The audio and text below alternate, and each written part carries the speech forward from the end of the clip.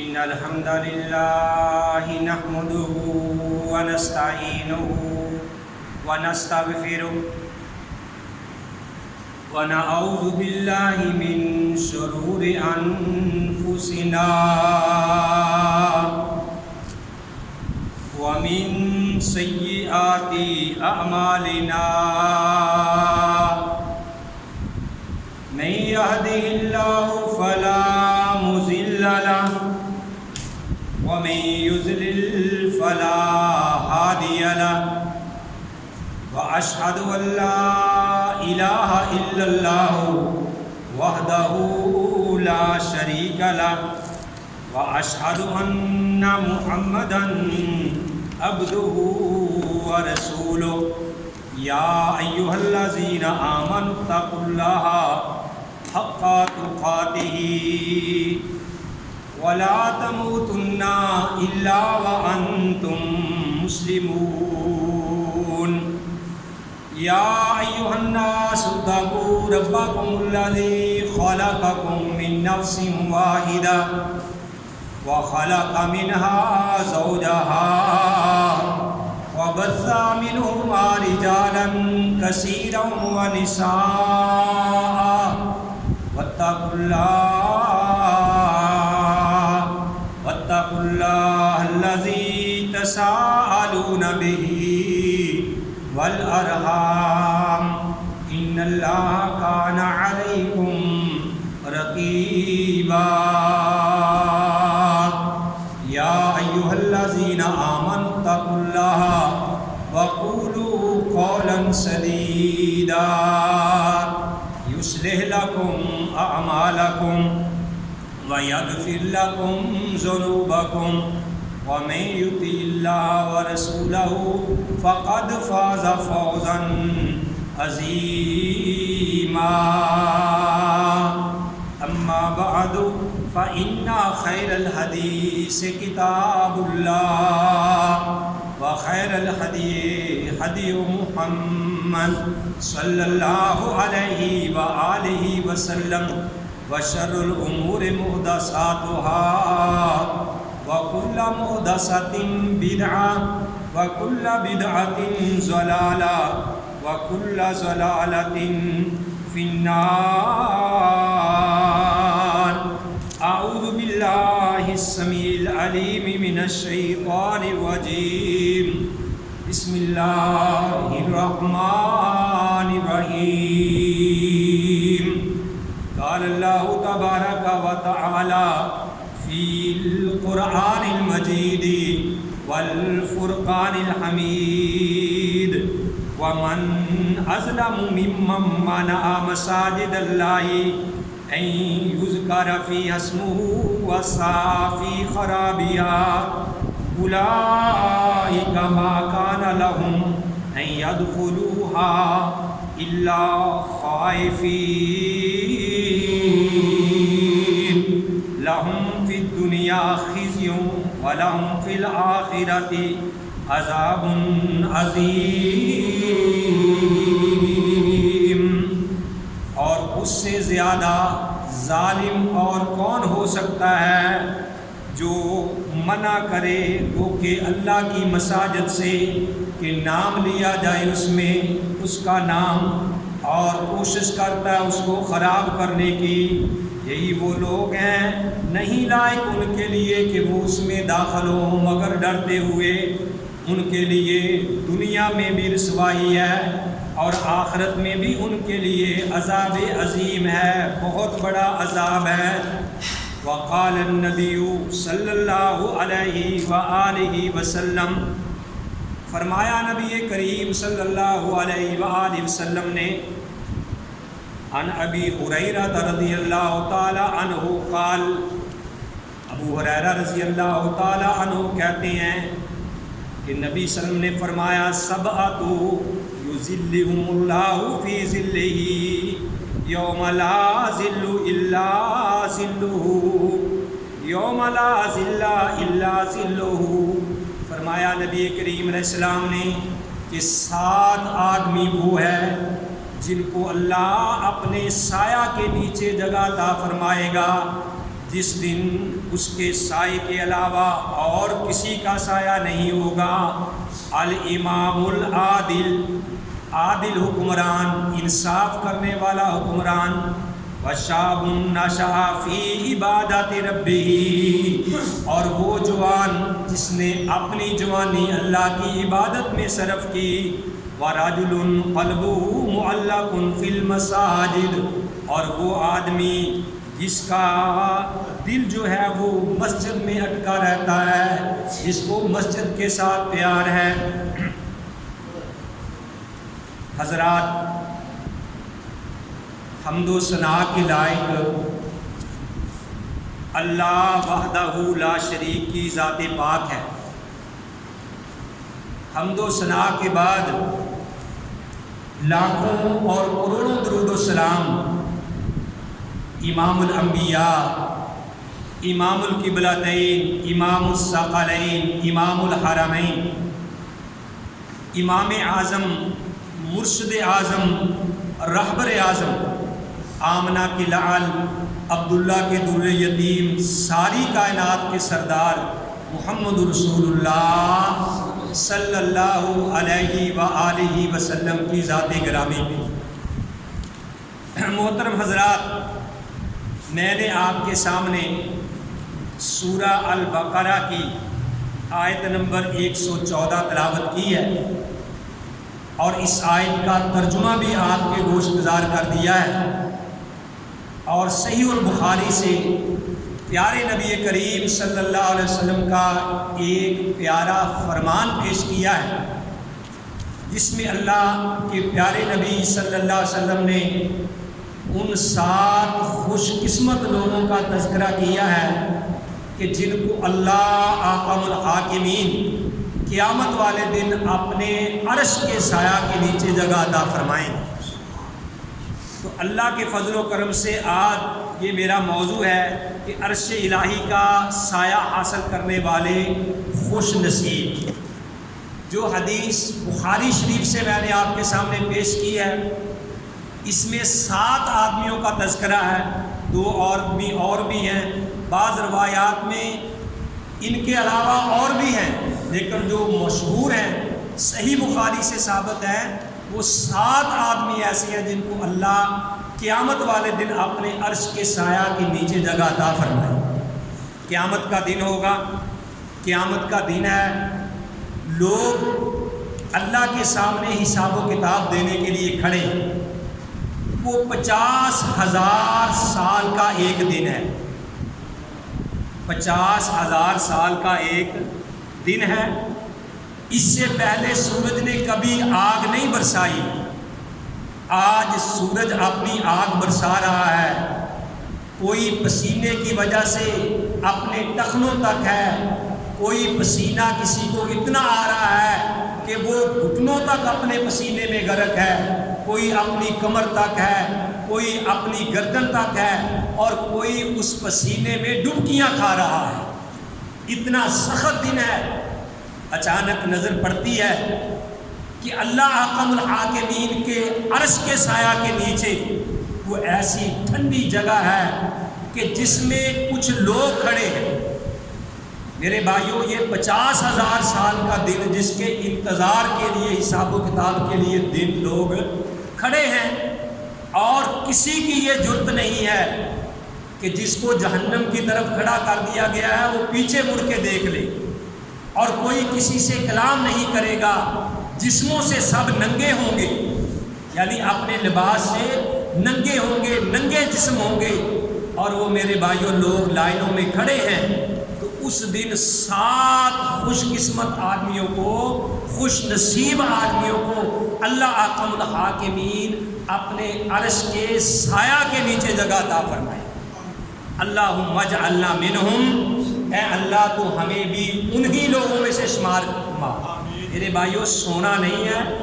جاگ کے ہوش کے ساتھ بات سنیں، چند منٹوں کی بات ہے، ٹائم بڑا تھوڑا ہوتا ہے،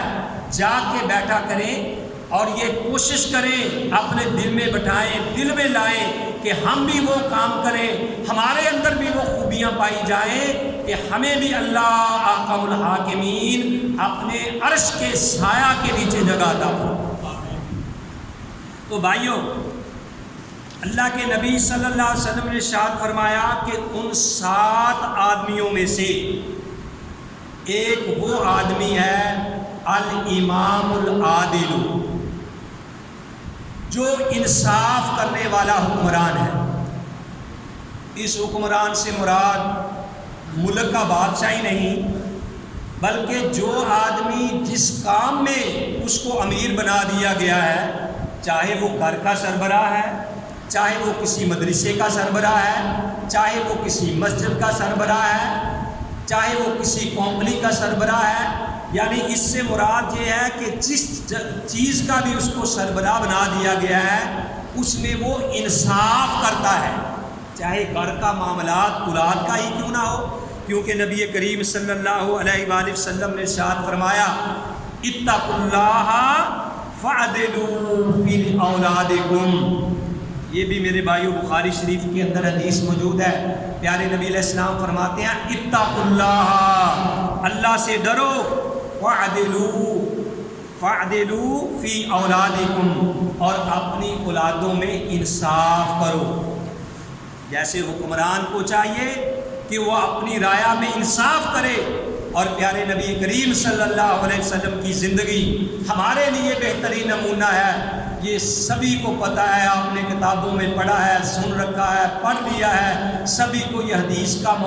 پتہ ہے کہ وہ مخزومیہ قبیلے کی وہ عورت جس کا نام فاطمہ تھا، ایک ہے محمد صلی اللہ علیہ وسلم کی بیٹی فاطمہ، ایک ہے اس مخزومیہ قبیلے کی عورت فاطمہ، جب اس نے چوری کی تھی۔ میرے بھائیوں، یہ حدیث یعنی میں اس کی وضاحت نہیں کرنا چاہتا، مجھ سے بات کرنا چاہتا ہوں کہ جب پیارے نبی علیہ السلام کے پاس اس کی سفارش کے لیے بھیجا گیا تھا کسی خاص آدمی کو، تو نبی کریم صلی اللہ علیہ وسلم کا چہرہ مبارک غصے سے سرخ ہو گیا تھا۔ نبی علیہ السلام نے فرمایا کہ یہ تو مخزومیہ قبیلے کی عورت ہے فاطمہ۔ پیارے نبی علیہ السلام نے ارشاد فرمایا والذی نفسی بیدہ، مجھے اس ذات کی قسم ہے جس کے ہاتھ میں محمد صلی اللہ علیہ وآلہ وسلم کی جان ہے، لو ان فاطمہ بنت محمد سرقت لقطعت یدہا، کہ اگر محمد کی بیٹی فاطمہ بھی چوری کرتی تو میں اس کا ضرور ہاتھ کاٹ دیتا۔ پیارے نبی علیہ السلام نے فرمایا کہ قیامت والے دن اللہ تعالیٰ اس حکمران کو بھی، چاہے وہ گھر کا سربراہ ہی کیوں نہ ہو، جس نے انصاف کیا ہوگا، اس کو اللہ اپنے عرش کے سایہ کے نیچے جگہ عطا فرمائے۔ اس لیے ایک صحابی کے بارے میں آتا ہے، صحیح روایت سے ثابت ہے، غالباً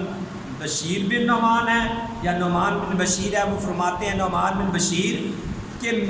مجھے ایک بار میرے والد صاحب پیارے نبی علیہ السلام کے پاس لے کے گئے،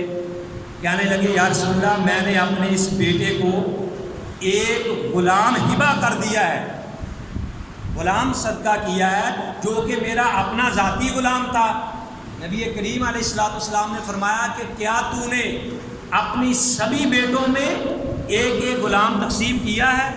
سبھی کو دیا ہے؟ اس نے کہا نہیں۔ نبی علیہ السلام نے فرمایا ارجع، واپس جاؤ، اس کو واپس کر دو، ارجعو، اس کو واپس کر دو۔ یہ نہیں ہو سکتا، اگر آپ نے انصاف کرنا ہے تو سبھی کو دو، تو اپنی اولاد میں بھی جو ہے وہ انصاف کرنا چاہیے۔ میرے بھائیوں، کئی لوگ اس بارے میں بھی اللہ کے ہاں مارے جائیں گے، پکڑے جائیں گے، جو اپنی اولاد میں انصاف نہیں کرتے، جو اپنی بیٹیوں کا حق مار لیتے ہیں، جو اپنی بیٹیاں زندہ ہوں تو عدالت میں جا کے ان کو مار دیتے ہیں کہ میری بیٹیاں ہیں ہی نہیں، ان سے حق لے لیا، ان کا چھین لیا جاتا ہے۔ جیسا کہ میں نے پچھلے جمعۃ المبارک میں یہ بات وضاحت سے آپ کے سامنے رکھی تھی، تو بہرحال میں آج بیان یہ کر رہا ہوں کہ نبی علیہ السلام 7 آدمی، صحیح البخاری سے جو میں نے آپ کے سامنے روایت تلاوت کی ہے، روایت پڑھی ہے، اس میں 7 آدمیوں کا تذکرہ ہے۔ میں اللہ کی توفیق سے آج آپ کے سامنے صرف 3 آدمیوں کا تذکرہ کروں گا، باقی انشاءاللہ رحمان آئندہ پھر بیان کیا جائے گا۔ اس میں پہلا یہ ہے کہ الامام العادل، انصاف کرنے والا حکمران۔ انصاف کرنے والا حکمران، وہ بھی قیامت والے دن اللہ احکم الحاکمین کے عرش کے سایہ کے نیچے کھڑا ہو انشاءاللہ رحمان۔ اور دوسرا پیارے نبی کریم صلی اللہ علیہ وآلہ وسلم نے فرمایا شاب نشأ فی عبادت ربہ، وہ جوان جس نے اپنی جوانی اللہ کی عبادت میں صرف کی ہے، جوان ہے، نوجوان ہے، اللہ نے صحت بھی دی ہے، تندرستی بھی دی ہے، اور وہ اپنی جوانی کو اللہ کی عبادت میں صرف کر رہا ہے، 5 وقت نماز پڑھ رہا ہے، اللہ کا ذکر و اذکار کر رہا ہے، نیکی کا لوگوں کو حکم دے رہا ہے، اچھے کاموں کی لوگوں کو تلقین کر رہا ہے، برے کاموں سے لوگوں کو روک رہا ہے، اپنے گھر والوں کو روک رہا ہے اور اچھے کام کر رہا ہے۔ اپنی جوانی اس نے اللہ کے لیے صرف کی ہوئی ہے، دنیا کے معاملات بھی کرتا ہے لیکن اللہ کی عبادت میں لگا ہوا ہے، اللہ کے ساتھ اس کا شوق ہے۔ پیارے نبی علیہ الصلوۃ والسلام نے ارشاد فرمایا کہ قیامت والے دن ایسے نوجوان کو بھی اللہ احکم الحاکمین اپنے عرش کے سایہ کے نیچے جگہ عطا فرمائے۔ اور تیسرا کون ہے؟ نبی کریم صلی اللہ علیہ وسلم نے ارشاد فرمایا رجل قلبہ معلق فی المساجد، رجل قلبہ معلق فی المساجد، کہ وہ آدمی کہ جس کا دل مسجد میں اٹکا ہوا ہے، جس کا دل مسجد میں اٹکا ہوا ہے، گیا اپنے گھر میں دکان پہ بیٹھا ہے، اپنی کلینک پہ بیٹھا ہے، اپنے دفتر میں بیٹھا ہے،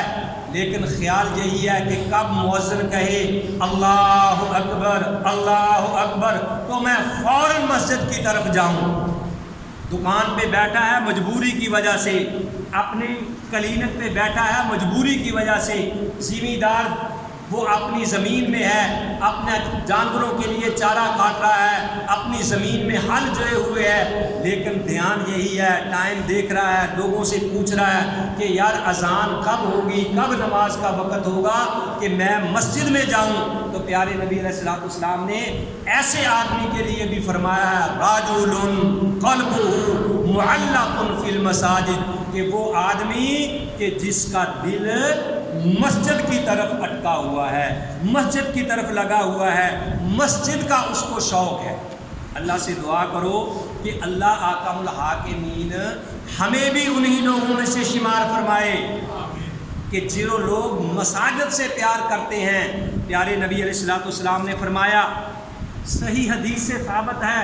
میرے بھائیوں ذرا بات کو غور سے سنیں، نبی کریم صلی اللہ علیہ وسلم کا فرمان ہے، صحیح مسلم میں یہ حدیث موجود ہے، صحاح ستہ کی جو کتابیں ہیں، پہلے میں نے آپ کے سامنے 2 روایات جو ہیں وہ صحیح البخاری سے پڑھی ہیں، اب یہ مسلم شریف سے ایک روایت میں آپ کے سامنے پڑھنے لگا ہوں جس کے راوی ابو ہریرہ ہیں، سب کہہ دو رضی اللہ تعالی عنہ، عن ابی ہریرہ رضی اللہ تعالی عنہ قال قال رسول اللہ صلی اللہ علیہ وسلم، ابو ہریرہ فرماتے ہیں کہ نبی علیہ الصلوۃ والسلام نے ارشاد فرمایا احب البلاد الی اللہ مساجدها، پوری کائنات کی جو روح زمین ہے سب سے زیادہ اگر اللہ کے ہاں کوئی پسندیدہ جگہ ہے تو وہ کیا ہے؟ مساجد ہے، پوری کائنات میں سے۔ اور فرمایا پیارے نبی علیہ الصلوۃ والسلام نے وَأَبْغَضُ الْبِلَادِ إِلَى اللَّهِ أَسْوَاقُهَا، اور اللہ کے ہاں سب سے زیادہ بری چیز، سب سے زیادہ ناراض کرنے والی چیز، سب سے زیادہ بری چیز وَأَبْغَضُ الْبِلَادِ إِلَى اللَّهِ أَسْوَاقُهَا، وہ کیا ہے؟ بازار ہے، وہ کیا ہے؟ بازار ہیں۔ امام کائنات علیہ الصلوۃ والسلام کے پاس یہودی آتے ہیں، آ کے کہنے لگے اللہ کے رسول صلی اللہ علیہ وسلم ہمیں بتائیے کہ روئے کائنات میں سب سے بہترین جگہ کون سی ہے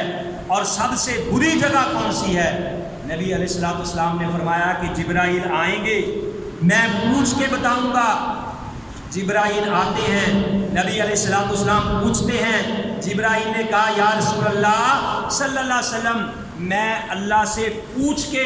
آپ کو یہ بتاؤں گا۔ جبرائیل آئے، بتایا، فرمایا یا رسول اللہ، اے اللہ کے رسول، آج میں اللہ کے اتنا قریب ہو گیا تھا، آج اللہ نے مجھے اس سوال کا جواب اتنا قریب کر کے دیا کہ میرے اور اللہ کے درمیان صرف 70,000 پردے نور کے باقی رہ گئے۔ اللہ نے مجھے قریب کر کے جواب دیا کہ جاؤ امام کائنات کو جا کے بتا دو، میرے نبی کو جا کے بتا دو کہ دنیا میں سب سے بہترین اگر کوئی جگہ ہے تو وہ مسجد ہے، اور اگر سب سے بری کوئی جگہ ہے تو وہ بازار ہے۔ میرے بھائیوں، مسجد کے بارے میں نے شاید ایک بار خطبے میں یہ بات بتائی تھی کہ سمندری کے قریب ایک گاؤں ہے، شاید 72 گابے ہے اس کا نام، کہ ان گاؤں والوں نے، دیکھو ایسے ایسے لوگ موجود ہیں جن کو مساجد سے محبت ہے، کہ ان گاؤں والوں نے یہ تہیہ کیا ہوا ہے، یہ سب نے مل کے پروگرام بنایا ہے پنچایت میں کہ کوئی آدمی بھی اپنا گھر جو ہے وہ مسجد سے بلند نہیں بنائے گا۔ ہم کوٹھیاں بلڈنگیں بناتے ہیں، مساجد بیچاری یتیم رہتی ہیں، تو انہوں نے پروگرام بنایا کہ کوئی آدمی بھی اپنی بلڈنگ، اپنی کوٹھی مسجد سے بڑی نہیں بنائے گا، مسجد سے اونچی نہیں بنائے گا۔ جس طرح اللہ کی شان پوری کائنات سے اعلیٰ ہے، وہ سبحان ربی الاعلیٰ ہے، وہ سبحان ربی العظیم ہے، جس طرح اللہ کی ذات اعلیٰ ہے اور اللہ کا گھر بھی سب سے اعلیٰ ہونا چاہیے۔ بہت بڑی بات ہے اگر اس کو ہم غور سے سوچیں تو۔ میرے بھائیوں، نبی علیہ الصلوۃ والسلام کا فرمان ہے، مساجد کے بارے میں یہ بتا رہا تھا کہ اس آدمی کو بھی اللہ تعالیٰ قیامت والے دن اپنے عرش کے سایہ کے نیچے جگہ عطا فرمائیں گے۔ اماں عائشہ کہتی ہیں، سب کہہ دو رضی اللہ تعالیٰ عنہا، ابو داؤد شریف میں یہ حدیث موجود ہے۔ اماں عائشہ رضی اللہ تعالیٰ عنہ فرماتی ہیں، ان عائشہ قالت، عائشہ رضی اللہ تعالیٰ عنہ کہتی ہیں، ہمارا رسول اللہ صلی اللہ علیہ وسلم نے بناء المسجد فی الدور، کہ اللہ کے نبی صلی اللہ علیہ وسلم نے محلوں میں مساجد کو بنانے کا حکم دیا، وَأَن يُنَظَّفَ وَيَطَيَّبَ، اور اس کو پاک صاف رکھنے کا حکم دیا، خوشبو لگانے کا حکم دیا۔ اور جناب امیر المومنین عمر فاروق رضی اللہ تعالیٰ عنہ اپنے ہاتھوں سے مساجد کو خوشبو لگایا کرتے تھے، اپنے ہاتھوں سے مسجد کی صفائی کیا کرتے تھے۔ کیوں؟ کہ ان کے سامنے پیارے نبی کا فرمان موجود تھا۔ آج تو بڑا آدمی مسجد کی صفائی کرنا اپنی توہین سمجھتا ہے۔ میرے بھائیوں، یہ اللہ ہی کسی کو توفیق دیتا ہے کہ وہ مسجد کے ساتھ اپنا لگاؤ رکھے، مسجد کے ساتھ اپنا لگاؤ کرے، یہ اللہ کی توفیق سے ہے۔ اللہ کا قرآن کہتا ہے، سورہ توبہ ہے، 10واں پارہ ہے، ما کان للمشرکین ان یعمروا مساجد اللہ شاہدین علی انفسہم۔ رب کا قرآن ہے، پیارے نبی صلی اللہ علیہ وسلم کا فرمان بھی آپ کے سامنے رکھا۔ اب اللہ کا قرآن بھی سنیے، اللہ کے قرآن کہتا ہے، ما کان للمشرکین ان یعمروا مساجد اللہ، مشرکوں کے لیے یہ لائق نہیں کہ وہ اللہ کے گھر کو آباد کرے، شاہدین علی انفسہم بالکفر، کیونکہ وہ تو اپنے خلاف ہی کفر کی گواہی دے چکے ہیں۔ اولئک حبطت اعمالہم وفی النار ھم خالدون، یہ وہ لوگ ایسے ہیں کہ جن کے اعمال دنیا میں برباد ہو گئے۔ یہ میرے پاس اللہ کا قرآن ہے، سورہ توبہ ہے، 10واں پارہ ہے۔ اللہ فرماتے ہیں، ما کان للمشرکین ان یعمروا مساجد اللہ شاہدین علی انفسہم بالکفر، کہ یہ تو اپنے خلاف کفر کی گواہی دے چکے ہیں۔ اولئک حبطت اعمالہم فی الدنیا والآخرہ، یہ وہ لوگ ہیں کہ جن کے اعمال دنیا اور آخرت میں جو ہے برباد ہو چکے ہیں۔ ان کے اعمال، انما یعمر مساجد اللہ من آمن باللہ والیوم الآخر، کہ اللہ کی مساجد کو تو وہ عبادت کرتے ہیں کہ جو اللہ اور آخرت کے اوپر ایمان رکھتے ہیں۔ تو میرے بھائیوں، میں یہ بتا رہا تھا کہ وہ خوش قسمت ہیں لوگ جو مساجد کی صفائی کرتے ہیں، مساجد کا خیال رکھتے ہیں، اور اللہ کہتے ہیں وَمَنْ أَظْلَمُ مِمَّنْ مَنَعَ مَسَاجِدَ اللَّهِ، اس سے زیادہ ظالم کون ہو سکتا ہے جو اللہ کی مساجد میں اللہ کا ذکر کرنے سے روکتا ہے۔ میرے بھائیوں، آپ میری بات کو سمجھ چکے ہوں گے، آپ نے واقعہ سن لیا ہوگا کہ ہمارے اس ملک پاکستان میں، جو کہ پاکستان لا الہ الا اللہ کے نام پہ بنایا گیا تھا، ہمارے آج اس ملک پاکستان میں اسلام آباد میں جس کا نام اسلام ہے، وہاں آج مسجد توحید کو گرا دیا گیا، مسجد توحید کو گرا دیا گیا۔ آج مسجدیں گرائی جا رہی ہیں، مندر آباد کیے جا رہے ہیں، گردوارے آباد کیے جا رہے ہیں۔ اللہ تعالی ہمیں معاف فرمائے، نہ حافظ سے بگاڑی، نہ شیطان سے ہم نے دن میں مسجد میں رہے، رات کو مے خانہ میں۔ ہم ریاست مدینہ کی بھی بات کر رہے ہیں اور مندر بھی بنا رہے ہیں، غیر اللہ کی پوجا کے لیے اجازت بھی لے رہے ہیں، گردوارے بھی بنائے جا رہے ہیں اور اللہ کی مساجد کو گرایا جا رہا ہے۔ میرے بھائیوں سن لو، اِنَّ بَطْشَ رَبِّكَ لَشَدِيدٌ، اللہ کی قسم کھا کے کہتا ہوں، جو اللہ کے ساتھ ٹکرانے کی کوشش کرے گا، جو اللہ کی مساجد کو گرانے کی کوشش کرے گا، اللہ احکم الحاکمین اس کو تباہ و برباد کر دے گا۔ یہ اپنے اپنے نصیبے کی بات ہے کہ کوئی مساجد کو بنا رہا ہے، کوئی مساجد کو گرا رہا ہے۔ یہ اللہ کے فضل و کرم سے میرے بھائیوں توحید والے ابھی زندہ ہیں، تو ہمیں یہ بات بیان کرنی چاہیے۔ اب کسی کے ذہن میں یہ بھی خیال آ سکتا ہے کہ دیکھو جی آپ یہاں بیٹھے کیا کر لیں گے، آپ کے کہنے سے کیا ہوگا، لیکن میں آپ کو وہ اس چڑیا کی مثال دینے لگا ہوں کہ جب نمرود نے ابراہیم علیہ السلام کے لیے آگ جلائی تھی، ابراہیم کو اس میں گرانے کے لیے، ابراہیم کو جلانے کے لیے جب نمرود نے آگ جلائی، جو آگ آسمانوں سے باتیں کر رہی تھی، اور ابراہیم علیہ السلام کو جب آگ میں ڈالا گیا تو ایک چڑیا اپنی چونچ میں پانی لا کے اس پانی اس آگ کے اوپر پھینک رہی تھی۔ کسی نے چڑیا سے پوچھا تھا کہ اے چڑیا، یہ نمرود کی جلائی ہوئی آگ کیا تیرے چند قطروں سے بجھ جائے گی؟ تو اس چڑیا نے زبان حال سے کہا تھا